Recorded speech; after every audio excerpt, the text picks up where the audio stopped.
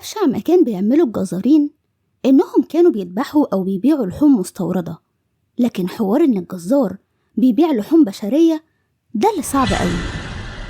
هي الجريمة دي مش جديدة، بس بتتكلم عن جريمة لو بعد 100 سنة تخليها برضو من أغرب القضايا اللي بنسمع عنها.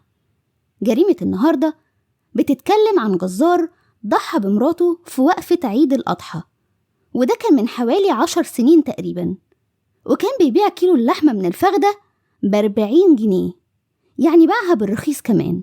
قصة عم خميس مع مراته اللي قتلها دي كانت قصة جميلة قوي، وانتهت نهاية مأساوية جدا. بدأت قصتهم دي في المرج، وبالتحديد في عزبة النخل. من وعم خميس عنده 35 سنة وقع في حب جارتهم الجميلة اللي اسمها حسنى، واللي كان معروف عنها إنها محترمة وحلوة، وبيتقدم لها عرسان كتير قوي، وهي بترفضهم كلهم، وكانت مستنية الشخص المناسب. وأول ما تقدم لها عم خميس الجزار المشهور في المنطقة وافقت على طول، وكان لها نصيب معاه. بعد ما اتجوزوا ب5 سنين كاملين ما حصلش بينهم نصيب في الإنجاب. عملوا فحوصات طبية كتير جدا، وخلاص فقدوا الأمل، وعرفوا إن حسنى مرات خميس عقيمة وصعب إنها تخلف.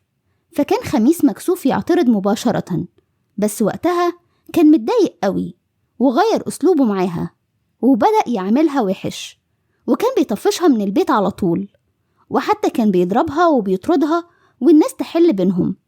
وهي كانت عندها إحساس بإنها فيها عيب، فكانت مضطرة تمشي أمورها. وفضلت الأجواء بينهم متوترة كده لحد ما في يوم ضربها خميس ضرب مبرح جدا، وعمل لها كسور مضاعفة، واتحجزت في مستشفى. إخواتها الرجالة عرفوا من الناس في العزبة اللي خميس عمله، وساعتها كل اللي عنده كلمة قالها، وبقوا ينصحوا إخواتها إنهم يطلقوها منه.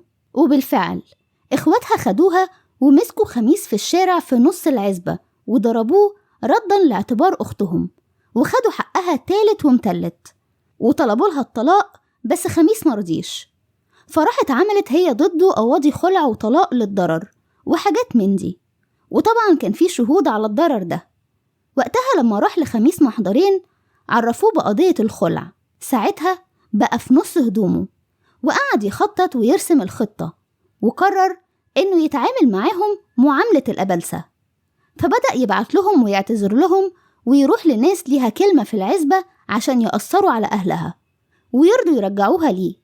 وبقى يعيط ويقول للناس إنه محسش بقيمتها غير لما ضاعت منه، وإنه عمره ما هيعمل كده تاني. ساعتها أهلها قالوا جايز غلطة وتعلم منها، ووافقوا، وخلاص المية رجعت لمجاريها، وحسنى رجعت بيتها تاني. فبعد ما رجعت وبقت في طوعه تاني، بدأ خميس يفتكر بقى إنه تهان في المنطقة من إخواتها بسببها، وبدأ بقى يفكر إنه اتجرحت كرامته لما اترفع ضده خلع، والناس كلها عرفت. وفضل بقى يشيل في قلبه ويخزن لحد ما دخل عليهم العيد الكبير، والناس ملهية في الذبح. قرر إنه ده هيكون أنسب وقت ينفذ فيه خطته، واللي هي ذبح مراته وبيع لحمها. وبما إنه هيبيع لحمها فلازم يتعامل معاها معاملة الأضحية، يشفي ويسلخ.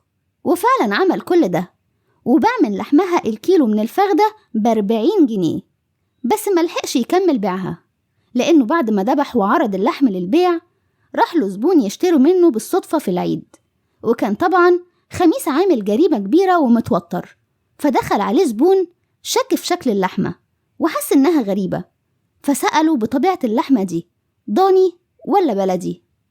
خميس بكل ثقة أكد عليه إنها لحم ضاني صافي. الزبون ده بقى بيقال عنه من بعض المصادر إنه طبيب بيطري، فقال له إزاي لحم ضاني ده قليل الدسم جدا ودمويته مش صافية، أنت متأكد إن ده لحم ضاني؟ ساعتها داس لخميس على الجرح، فقام يضرب الراجل ويطرده، والناس حاولوا يحلوا ما بينهم وقفلوا الموضوع. بس الزبون ده مسكتش، مشي من عند خميس وراح لمركز الشرطة، عمل محضر في خميس، وقال في المحضر إنه تعدى بالضرب عليه لأنه خبير وفاهم إن دي مش لحم طبيعي، وإنه شاكك في اللحمة اللي بيبيعها. وقال في المحضر إن اللحمة باين عليها إنها مش لحم مواشي، أو ممكن تكون مواشي بس فطيس، يعني مش صحية للأكل ولا مترخصة. فساعتها ضباط الشرطة في المرج خدوا إجراءات اتجاه المحل بتاع خميس، وطبعا اتحفظوا على خميس وراحوا خدوا عينة من المعروض وفحصوه، ولما شكوا فيها عرضوها على الطب الشرعي واتأكدوا إنها لحم بشري مش لحم مواشي ولا حيوانات. وبدأت قوات الأمن تعمل إجراءاتها عشان تقبض عليه، وراحوا عند خميس البيت، وأول ما كسروا الباب شموا روايح غريبة جدا، ولقوا أسلحة جزارة كتير، وكمان لقوا في التلاجة بتاعت بيته أعضاء بشرية كاملة. وخدوا خميس وراحوا على اسم الشرطة، وبعد ما أنكر كل اللي حكيته ده وقال لهم إن مراته رفع عليه خلع وما يعرفش عنها أي حاجة بقاله فترة شوية، واعترف بكل حاجة، واعترف إن فعلا اللحم اللي كان بيبيعه كان لحم مراته، وحكى لهم كل اللي حصل، وقال لهم كمان إن كل ده بسبب إن إخواتها كسروه في الشارع. وفي الآخر اتحكم على خميس ده بالإعدام، وتم عدمه في ميدان عام في مصر. ودي كانت نهاية قصتنا النهاردة. لو عجبكم الفيديو ما تنسوش تعملوا لايك وشير وسبسكرايب وتفعلوا الجرس علشان توصل لكم كل فيديوهاتنا.